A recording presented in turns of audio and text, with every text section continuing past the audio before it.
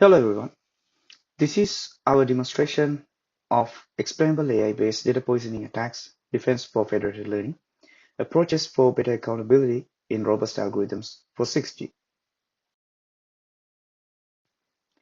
To give a brief background on federated learning, it is a distributed machine learning technique where multiple client devices will train local machine learning models and forward these machine learning models instead of directly sharing their local data into a cloud service or third-party service provider. So the service provider or the aggregation server will aggregate multiple models together such that the aggregated model will be forwarded back to the client device. And this cycle will continue until the model reaches convergence. However, there could be malicious actors such that they may send poison model updates. So we can see there will be two scenarios. First scenario is to accept the valid benign client model updates by the cloud service provider. And the second scenario is to reject the poison model updates from the malicious clients or the attackers.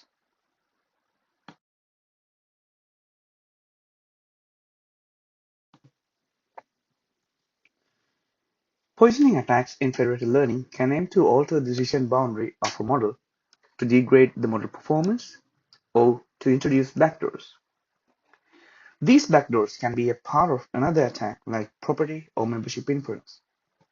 For example, if we consider the decision boundary variation by poisoning a targeted certain data, if an honest client consists of this data, then the honest client will correct back this decision boundary. So this decision boundary correction can be identified by an adversary in order to launch the membership inference attack. Now we will take a look at our detection mechanism via SHAP-based feature attributions. A poison client can show different feature importances compared to a benign client when using SHAP Explainable AI technique. In there, each client can be inspected by the aggregator using the SHAP implementation. And the aggregator maintains a small representative dataset for generating these SHAP values. For example, if we consider the figure A and B, in a benign client, we see a different variation in the feature attributions compared to a poison client. So this deviation between the benign and poison client is the factor that we use to identify the anomalous poison clients.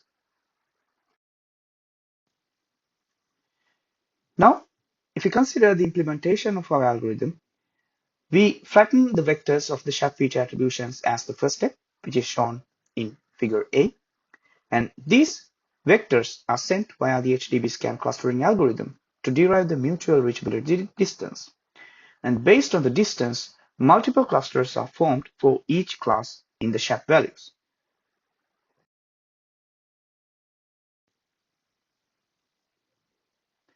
And then each client has SHAP-based attributions for a class belonging to a designated cluster QA. But if we consider an attribution C which deviates from its cluster QC, we consider it as a suspicious attribution because it is not placed at the correct position. If the client's feature attributions exceed the average suspicious count in the system, we eliminate the client as a poisoner. Next, we consider our demo setup. In the first step, the federated learning model configuration is added. In here, the aggregation algorithm that we use is federated averaging. For the second step, the dataset is divided into multiple clients and poisoners. And as the third step, the client model aggregation is done.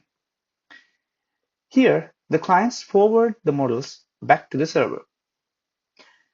And as the final step, the model analysis and the poisoner detection is done.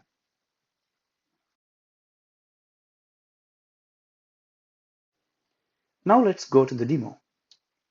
Here, we first apply the topology and we can visualize the graph. And we can also add the nodes that we want later on. And we can delete the nodes if we prefer.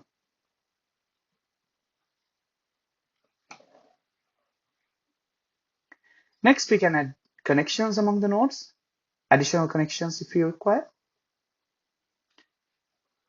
And we can also undo the last action. Next, we can set the malicious nodes, which are indicated in red. We can also view the connections using the Show Connection button.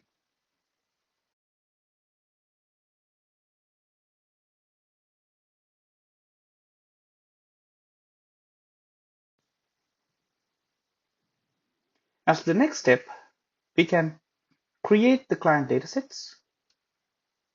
And in here, we can see the clients are assigned based on the number of clients that we select.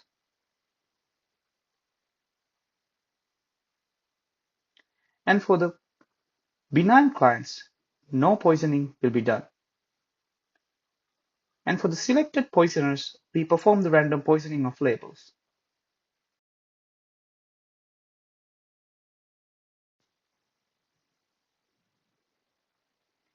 Next, we run the federated learning training. Here, we click the button and start the training, and it will automatically start the set of rounds that we pre-configure.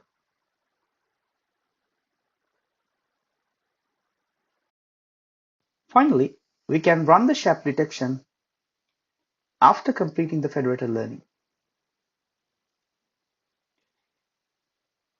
And in here, we should be able to visualize the graphs which represent the clusters among the clients. They are shown as t-SNE plots. And when the poisoners are detected, they are shown at the end. Thank you. If you have any questions, feel free to email me at abesingasandeepa@ucdconnect.ie.